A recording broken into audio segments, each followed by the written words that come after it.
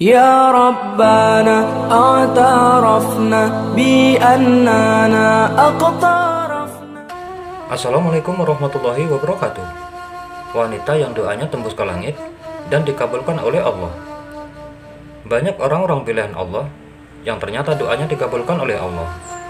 Dan salah satu orang yang doanya dikabulkan oleh Allah adalah Khawlah binti Sa'labah.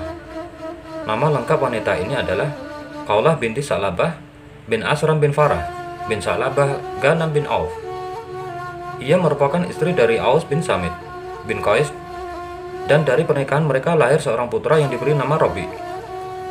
Kisah saat doanya yang mampu menembus langit bermula ketika terjadi permasalahan antara dirinya dan suaminya. Dalam kondisi marah, sang suami kemudian mengeluarkan kalimat yang membuatnya merasa cemas dan perlu memperjelasnya kepada Nabi. Kalimat yang dilontarkan suaminya tersebut adalah, "Bagiku engkau ini seperti punggung ibuku." Meski setelah itu suaminya berlalu pergi bersama sahabat-sahabatnya, namun tidak serta-merta membuat Khawlah melupakan perkataan tersebut begitu saja. Baginya perkataan tersebut seperti talak dari sang suami kepada dirinya. Sepulangnya dari berkumpul dari sahabatnya, sang suami kemudian menginginkan hubungan suami istri dengan Khawlah. Namun Khawlah menolak karena perasaannya yang begitu tidak bisa menerima atas ucapan Aus sang suami. Khawlah berkata, "Tidak, jangan. Demi yang jiwa Khawlah berada di tangannya, engkau tidak boleh menjamahku karena engkau telah mengatakan sesuatu yang telah engkau ucapkan terhadapku. Sehingga Allah dan Rasulnya yang memutuskan hukum tentang peristiwa yang menimpa kita." Setelah peristiwa tersebut, Khawlah kemudian menemui Rasulullah Shallallahu Alaihi Wasallam. Ia pun menceritakan kejadian yang dialaminya kepada sang Nabi. Ia berharap Nabi memberikan pencerahan terhadap apa yang sudah dialami. Namun, ia harus kecewa. Pasalnya pada masa itu, belum ada kejadian yang dihadapi umat, dan baru Khawlah yang mengalaminya. Sehingga belum turun firman Allah yang menjelaskan tentang hal ini. Rasulullah Shallallahu Alaihi Wasallam bersabda, "Kami belum pernah mendapatkan perintah berkenaan urusanmu tersebut. Aku tidak melihat melainkan engkau sudah haram baginya." Ini artinya hubungan mereka sudah tidak diperbolehkan lagi. Namun hati kecil Khawlah pun masih bergejolak. Mengingat jika ia berpisah dengan sang suami, maka akan sulit baginya menghidupi diri dan anaknya Rabi. Namun Rasulullah Shallallahu Alaihi Wasallam tetap menjawab, "Aku tidak melihat melainkan engkau telah haram baginya." Setelah peristiwa ini, wanita tersebut terus berdoa memohon kepada Allah agar memberi petunjuk terkait permasalahannya. Kedua matanya meneteskan air mata dan perasaan menyesal.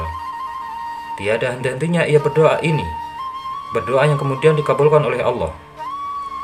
"Ya Allah, sesungguhnya aku mengadu kepadamu tentang peristiwa yang menimpa diriku." Ternyata doa ini diijabah oleh Allah. Rasulullah Shallallahu Alaihi Wasallam seketika pingsan seperti biasa saat menerima wahyu. Kemudian setelah Rasulullah Shallallahu Alaihi Wasallam sadar kembali, beliau bersabda, "Wahai Khawlah, sungguh Allah Subhanahu Wa Taala telah menurunkan ayat Al-Quran tentang dirimu dan suamimu." Kemudian beliau membaca firman Allah yang artinya, "Sesungguhnya Allah telah mendengar perkataan wanita yang mengajukan gugatan kepada kamu tentang suaminya dan mengadukan halnya kepada Allah. Dan Allah mendengar soal jawab antara kamu berdua. Sesungguhnya Allah Maha mendengar lagi Maha melihat." Orang-orang yang menziar menganggap istrinya sebagai ibunya atau menyamakan istrinya dengan ibunya sebagaimana ucapan Aus istrinya. "Di antara kamu padahal tiadalah istri mereka itu ibu mereka. Ibu-ibu mereka tidak lain hanyalah wanita yang melahirkan mereka. Dan sesungguhnya mereka sungguh-sungguh mengucapkan suatu perkataan yang mungkar dan dusta. Dan sesungguhnya Allah Maha Pemaaf lagi Maha Pengampun." Orang-orang yang menziar istri mereka, kemudian mereka hendak menarik kembali apa yang mereka ucapkan, maka wajib atasnya memerdekakan seorang budak sebelum kedua suami istri itu bercampur. Demikianlah yang diajarkan kepada kamu, dan Allah Maha mengetahui apa yang kamu kerjakan.